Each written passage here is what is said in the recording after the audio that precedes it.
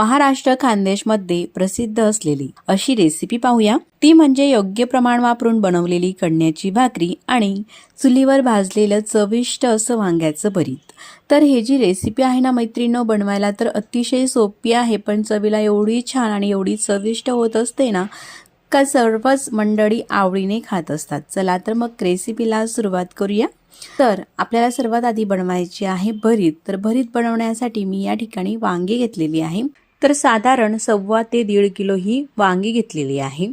तर भरतासाठी आपल्याला अशी मोठी वांगी घ्यायची आहे आणि अशी कवडी असली का त्यामध्ये बिया सुद्धा निघत नाही। आधी आपल्याला हे जे वांग्यांचे देठ असतात या जवळची साल आपल्याला काढून घ्यायची आहे। पूर्णपणे अशा प्रकारे काढून झाल्यानंतर या ठिकाणी चूल पेटवलेली आहे। चूल म्हणजे फक्त वांगी भाजण्यासाठी अशा प्रकारे ह्या विटा ठेवून घेतलेल्या आहे आणि त्यामध्ये काड्या लावून ह्या पेटून घेतलेल्या आहे। अशा विटा ठेवल्यामुळे काय होतं, वांगी व्यवस्थित अशी भाजली जातात। तुम्ही पाहू शकता अशा प्रकारे ते आपल्याला ठेवता येतात, म्हणजे ही चूल विझत नाही। तर वांगी आता ही मी घेतलेली भाजून घेतलेली आहे। मस्त अशी ही वांगी भाजून झालेली आहे। आता ही वांगी आपण थोडी थंड करून घेऊया। त्यानंतर ही वांगी आपल्याला सोलून घ्यायची आहे, म्हणजेच वरची जी साल आहे वांग्याची ती अशा प्रकारे काढायची आहे। तर थोडी थंडपेक्षा थोडी गरम असतानाच ही जी साल आहे अगदी भराभर निघत असते। पूर्ण थंडी झालं वांग तर थोडी चिटकते, त्याला भाजलेलं वांग चिटकून येते, म्हणून थोडंसं गरम असतानाच ही साल आपल्याला काढून घ्यायची आहे। अशा प्रकारे पूर्ण वांगे हे मी सोलून घेते। तर मैत्रिणींनो, ही जी रेसिपी आहे ना खानदेशमध्ये खूप अशी प्रसिद्ध आहे। हिवाळ्यामध्ये तर वांग्याच्या भरताच्या आणि कणण्याच्या भाकरीच्या किंवा कणण्यापासून बनवलेल्या पुरीच्या भरपूर प्रमाणामध्ये पार्ट्याही बनवल्या जातात। तर अशा प्रकारे हे पहिलं वांग सोलून झालेलं आहे। तर देठ आपल्याला सुरुवातीला काढायचं नाही, पूर्ण वांग हे सोलून झाल्यानंतरच अशा प्रकारे देठ हे काढून घ्यायचं आहे। त्यानंतर आपण वांगी घेताना तर व्यवस्थित वरतून निवडून घेतोच मैत्रिणींनो, पण कदाचित जर का आतमध्ये वांग किडलेलं असलं तर ते कसं ओळखायचं ते सुद्धा आपण या व्हिडिओमध्ये पाहूया। वांग भाजून झालेलं आहे, वांग सोलून झालेलं आहे। त्यानंतर वांग असं एखादी ताटामध्ये घ्यायचं आहे आणि चमच्याने अशा वांग्याच्या ज्या पाकळ्या होतात त्या आपल्याला पूर्णपणे वेगळ्या करायच्या आहे ह्या पद्धतीने। आणि या ठिकाणी जर का मैत्रिणींनो वांग किडलेलं असलं तर आपल्याला या पांढऱ्या शुभ्र वांग्यामध्ये कुठेतरी कीड दिसतेच, तर ते वांग आपल्याला टाकून द्यायचं आहे। तर अशा प्रकारे सर्व वांगी मी सोलून घेते आणि अशाच प्रकारे पूर्ण ही चेक करून घेते किडलेले आहे का म्हणून। तर एकही वांग हे किडलेलं नाही। त्यानंतर आपल्याला एका पसरट भांड्यामध्ये घ्यायचं आहे। खलबत्ता असेल तर खलबत्त्यामध्ये घ्या किंवा बडगी असेल तुमच्याकडे तर बडगीमध्ये घेऊ शकतात, नसेल तर अशा पसरट भांड्यामध्ये घेऊन हे वांग जे आहे आपण भाजून घेतलेलं हे ठेचून घ्यायचं आहे। तर वांग मस्त असं ठेचून झालेलं आहे, एकदम स्मूथ असं झालेलं आहे। त्यानंतर आपल्याला कढईमध्ये आपल्या चवीनुसार मिरच्या घालायच्या आहे। तर या ठिकाणी मी काही अशा लहान साईजच्या ज्या तिखट असतात त्या मिरच्या आणि थोड्याशा ह्या कमी तिखट असतात, 3 ते 4 कमी तिखट आणि 5 ते 6 तिखट अशा मिरच्या घेतलेल्या आहे। मिरच्या भाजून घेतलेल्या आहे। अर्धवटपेक्षा मिरच्या जास्त भाजून झाल्यानंतर त्यामध्ये 10 ते 12 लसूणच्या पाकळ्या घातलेल्या आहे। लसूण थोडासा जास्त घातला का बरीच चवीला अप्रतिम लागत असते। आता मिरच्या आणि लसूण भाजून झालेले आहे, ते एका प्लेटमध्ये काढून घेऊ।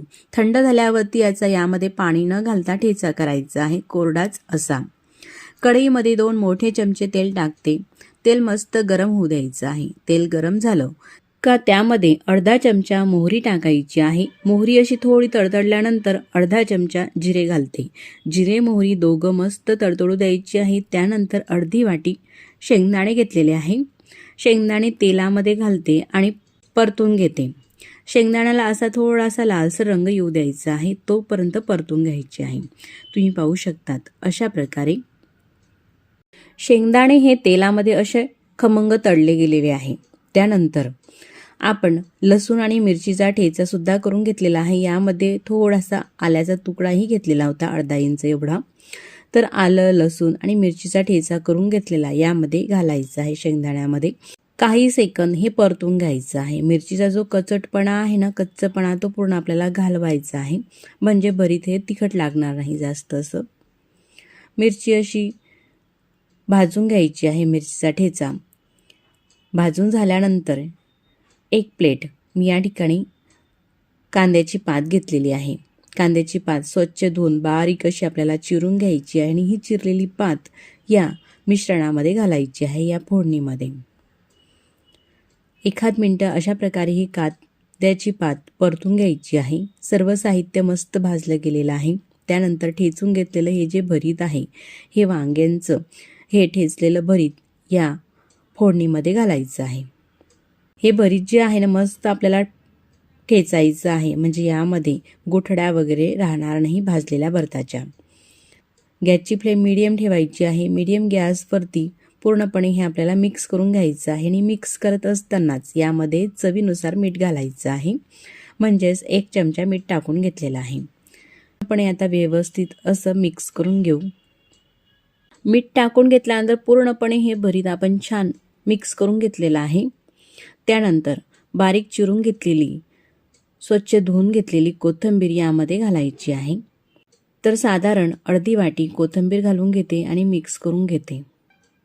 तर आता गॅसची फ्लेम एकदम कमी ठेवायची आहे. कमी फ्लेमवरती 3 ते 4 मिनटं हे जे भरीत आहे आपल्याला असं छान शिजू द्यायचं आहे. यामध्ये आपण सुरुवातीला गरम मसाला घातलेला नाही, तर आता मला गरम मसाला घालायचा आहे. म्हणून थोडंसं तेलात गरम केलेलं तेल मध्यभागी घालून पाव चमचा गरम मसाला घालते. आपल्या चवीनुसारही घालू शकतात किंवा गरम मसाला नकोय तर गरम मसाला तुम्ही स्किपसुद्धा करू शकतात, नाही घातला तरी काही हरकत नाही. गरम मसाला मिक्स करून घेते. मी सुरुवातीला यासाठी गरम मसाला यामध्ये घातलेला नव्हता का भरताचा रंग बदलू नये. आता 3 ते 4 मिनटं भरीत हे असंच शिजू द्यायचं आहे. त्यानंतर गॅस बंद करून भरीत हे तयार झालेलं आहे. भरीत तयार झालेलं आहे. तर आता कणण्याची भाकर आपण तयार करून घ्यायची आहे. तर एका पसरट भांड्यामध्ये ही 1.5 किलो मी ज्वारी घेतलेली आहे. भांड्याने साधारण 1.5 भांडं. तर 1.5 किलोसाठी अर्धा किलो आपल्याला हे उडीद घ्यायचे आहे. तर असे हे काळे उडीद घेतलेले आहे. तर मैत्रिणींनो, कणण्याच्या भाकरी तयार करण्यासाठी आपल्याला अशा प्रकारचे हे साली सकटचेच उडीद घ्यायचे आहे. पॉलिश केलेले उडीद घ्यायचे नाही. जर का उडीद नसतील तर साली सकटची जी उडदाची डाळ असते तीही घेऊ शकतात, पण पॉलिश केलेले उडीद किंवा पॉलिश केलेली उडदाची डाळ घेऊ नका. त्यानंतर मीडियम वाटीने अर्धी वाटी मेथीचे दाणे घ्यायचे आहे, म्हणजेच मेथी, आणि त्याच वाटीने 2 वाटी आपल्याला हे मकीचे दाणे घ्यायचे आहे. तर जी आपली रेग्युलर भाजीची वाटी असते त्याच वाटीने मी हे प्रमाण घेतलेलं आहे. त्यानंतर त्याच वाटीने 1 वाटी आपल्याला हे सोयाबीनचे दाणे घ्यायचे आहे. अशा प्रकारचे हे असतात. तर मैत्रिणींनो, जर का तुमच्याकडे सोयाबीनचे दाणे नसतील तर नाही घातले कणण्याच्या भाकरीच्या पिठामध्ये तरी काही हरकत नाही, पण उडीद, मकीचे दाणे आणि थोडी मेथी तर हे असायलाच हवे. आता घातलेले सर्व साहित्य आपल्याला मिक्स करून घ्यायचे आहे. हे सर्व धान्य आणि गिरणीमधून याचं पीठ दळून आणायचं आहे बारीक असं. तर आता पीठ हे दळून आणलेलं आहे, तुम्ही पाहू शकतात अशा प्रकारे. तर बारीकच दळायचं आहे, एकदम जाड असं हे दळायचं नाही. आता मी तुम्हाला भाकर बनवून दाखवते. तर 1 वाटी पीठ घेतलेलं आहे. यामध्ये आपल्याला चवीनुसार मीठ घालायचं आहे. 1 वाटी पिठासाठी साधारण पाव चमचा मीठ घालते. पिठामध्ये मीठ पूर्णपणे मिक्स करून घ्यायचं आहे. त्यानंतर पाणी घ्यायचं आहे. साधंच पाणी घ्यायचं आहे, गरम वगैरे घ्यायचं नाही. आणि हे पीठ जे आहे कणण्याच्या भाकरींचं मळून घ्यायचं आहे. अशा प्रकारे थोडं थोडं पाणी टाकून हे पीठ मळून घेतलेलं आहे. पीठ मळून झाल्यानंतर आपल्याला अशा प्रकारे छान हे पीठ रगडून घ्यायचं आहे, म्हणजे भाकर ही तुटत नाही आणि मस्त अशी येते. अशा प्रकारे एखाद मिनिट हे पीठ रगडून घेतल्यानंतर याचा आपल्याला उंडा करायचा आहे.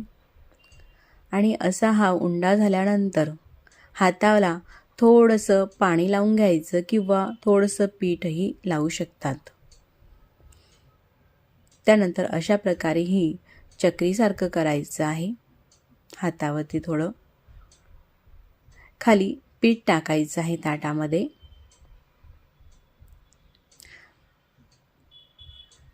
आता ही भाकर आपण थापून घेऊ.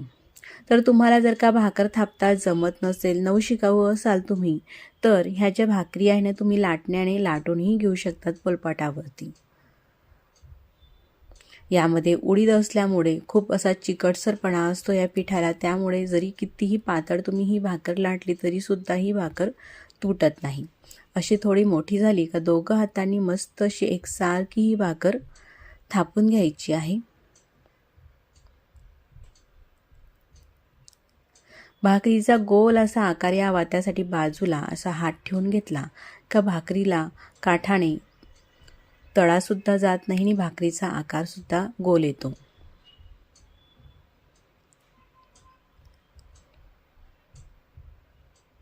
जेवढी ही पातळ भाकर लाटता येईल किंवा थापता येईल तेवढी ही थापून घ्यायची आहे। आता तुम्ही पाहू शकतात भाकर ही थापून झालेली आहे। तर अशी पातळसर मस्त भाकर ही थापून घेतलेली आहे। गरम तव्यावरती घालायची आहे। पिठाचा भाग वर करायचा आहे आणि पिठाच्या भागाला अशा प्रकारे थोडंसं पाणी लावून घ्यायचं आहे। गॅस मात्र मीडियमपेक्षा थोडासा मोठा राहू द्यायचा आहे। 1 मिनिट अशी भाकर ही शेकून घेतल्यानंतर पलटून घ्यायची आहे। मस्त खालची बाजू ही शेकली गेलेली आहे। भाकर ही पलटून घेतलेली आहे। पुन्हा 1 मिनिट भाकर ही आपल्याला शेकू द्यायची आहे। त्यानंतर भाकर मी तुम्हाला काढून दाखवते। मागची बाजू सुद्धा भाकरीची मस्त छान अशी शेकली गेलेली आहे। जर का शेकली गेलेली नाही असं जाणवलं तर पुन्हा ही भाकर छान अशी शेकून घ्यायची आहे। मस्त अशी ही साईड शेकून घ्यायची आहे। गॅस आता मोठाच आहे।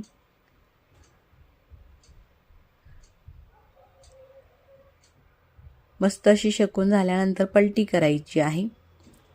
तर तुम्ही डायरेक्टली खाली गॅसवरती सुद्धा ही भाकर शेकून घेऊ शकतात, पण मी गॅसवरती न शेकता तव्यावरतीच अशा प्रकारे ही भाकर शेकून घेते। तुम्ही पाहू शकतात मस्त अशी फुलत आहे भाकर। आता भाकर ही पूर्णपणे शेकून झालेली आहे, तर मी तुम्हाला काढून दाखवते। अशी भाकर मस्त अशी ही फुलली का पूर्ण भाकरीचा जो आहे ना पोपडा छान निघतो। भाकर जर का नाही फुलली तर भाकरीचा पोपडा निघत नाही। मी तुम्हाला आता भाकरीचा पोपडा सुद्धा काढून दाखवते। मस्त अशा पातळसर या भाकरी आपल्याला तयार करायची आहे आणि गरम गरम ही कणण्याची भाकर आणि त्यासोबतच भरीत चवीला अप्रतिम अशी लागणारी ही रेसिपी आहे। तर तुम्ही नक्कीच करून पहा आणि व्हिडिओ तुम्हाला कसा वाटला मला कमेंट्स करून सांगा। व्हिडिओ थोडासा सुद्धा आवडल्यास तर व्हिडिओला लाईक करा। चॅनलवरती नवीन असाल तर प्लीज चॅनलला सबस्क्राईब करा। आधीच सबस्क्राईब केले असतील तर मनापासून धन्यवाद। मग पुन्हा भेटू नवीन रेसिपीसोबत। तोपर्यंत नमस्कार आणि व्हिडिओ पूर्ण पाहिल्याबद्दल मनापासून धन्यवाद।